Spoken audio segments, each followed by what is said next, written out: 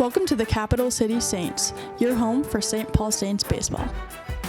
Every week, we're bringing you the stories, highlights, biggest moments, and the personalities that make this team one of the most entertaining in baseball.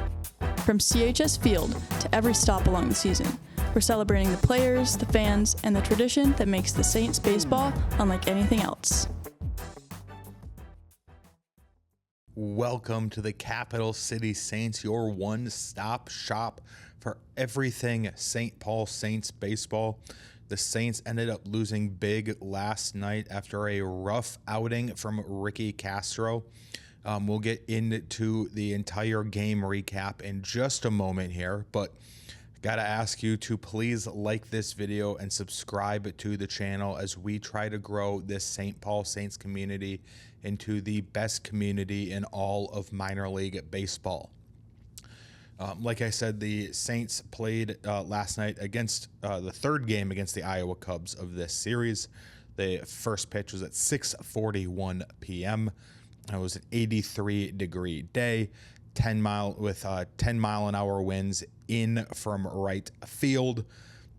The Saints end up losing 10-3 after they let up 6 runs in the bottom of the first inning after they had jumped out to a 1-0 lead. The Cubs pick up a 7th run in the second inning, and then 3 more runs across the 5th and 6th innings for their to get up to 10. The Saints hit a home run in the 8th inning to go up or to get back to 10-3, but it was not enough as the Saints fall. 10-3, the hits were 8-10 in favor of the Iowa Cubs. Each team committed an error. Taylor ends up getting the win for the Cubs. Castro gets the loss for the Saints, dropping to 3-2 on the year. This game took 2 hours and 47 minutes to complete. There were just over 5,500 fans in attendance for last night's game. The Ricky Castro, again, I do want to bring him up. Pitched 2/3 of an inning, couldn't get out of the first, gave up 5 hits, gave up all 6 runs.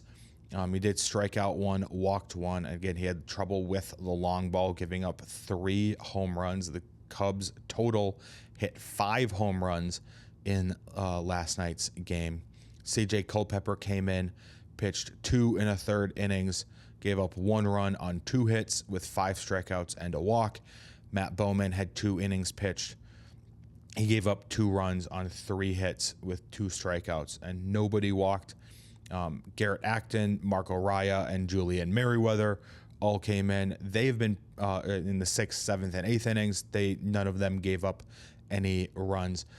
Those 3, I feel like, have been all pitching. They've all pitched in relief very, very well over the last week or two. So not surprising to see those 3 guys come in and actually be able to shut the door on the Cubs. If we look at the offense, Walker Jenkins hit very, very well last night. He was probably the one hitter that I'd say had a great night at the plate. He had a home run. Again, 1 run scored, 1 RBI. He ended up going 3 for 5 in last night's game. So I would say that he had a very good night last night. Again, some of the other guys hit pretty well. Cody Morissette went 2 for 4. Hendry Mendez was the one that homered in the 8th inning. He went 1 for 3. That 1 home run, his only hit of the game. But again, still drove in 2 runs on that home run. Where the Saints struggled was from Matt Wallner, Aaron Sabato, and Tristan Gray, as they all went a combined 0 for 11 with 1 hit by pitch. And again, I know Tristan Gray has been up and down with the Twins and the Saints this year, but Matt Wallner and Aaron Sabato, and even Tristan Gray too, are 3 pieces that you expect to be competing here at AAA, and they have had some pretty bad days the last few weeks, and they again, just going a combined 0 for 11 does not help your cause at all. I know the pitching staff, I think, is more to blame. Ricky Castro, just not a great start. But still, when you are not pitching well, you can still get back into the game if your hitters are actually doing something, and having two of your with Sabato and Wallner, two of your heart of the order guys just not get on base at all, does not help at all. The Saints ended up leaving 8 runners on base. The Cubs went 3 for 8 with runners in scoring position. The Saints went 0 for 5. So the Cubs actually produced with runners in scoring position, while the Saints, again, very much struggled. And again, I'm not saying you need to go a perfect, 5 for 5 or 8 for 8 or whatever it is. Like, you don't need it. The Cubs proved that 3 for 8 with runners in scoring position is still good enough. It's obviously a lot better than an 0 for 5. And I do think that this loss and these 3 losses is the Saints haven't won since last Friday. Since Saturday, the next day, the 8th, they won 9-4. And that one seemed like they were kind of trying to give that win away late in that game. But they've struggled pitching wise, and they lost, obviously, last night 10-3, gave up 10 runs.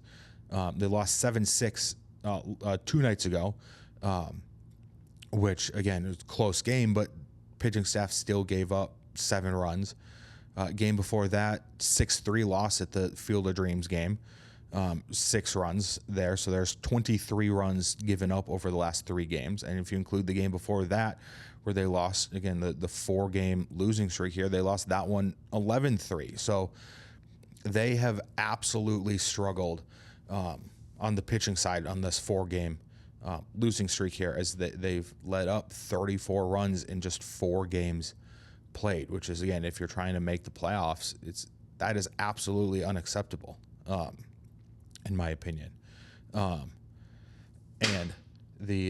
something just fell over here. I apologize for that. But again, just 34 runs in 4 games. Again, you can't ask your offense to win you many games if you're letting up that many runs. We'll look ahead here to the game tonight from Principal Park. First pitch is 7:08. Trenton Baker takes the mound for the Saints. Grant Kipp takes the mound for the Iowa Cubs.